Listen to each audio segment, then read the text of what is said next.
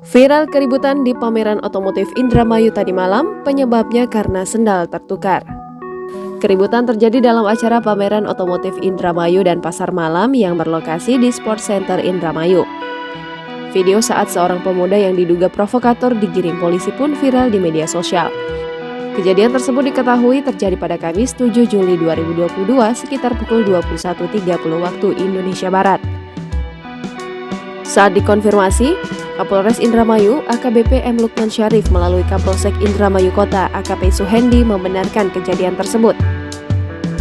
Menurut AKP Suhendi, kejadian itu hanya keributan biasa dan tidak ada korban. Saat itu, karena ada keributan, polisi mencoba melakukan peleraian. Adapun penyebab terjadinya keributan karena ada kesalahpahaman perihal sendal yang tertukar.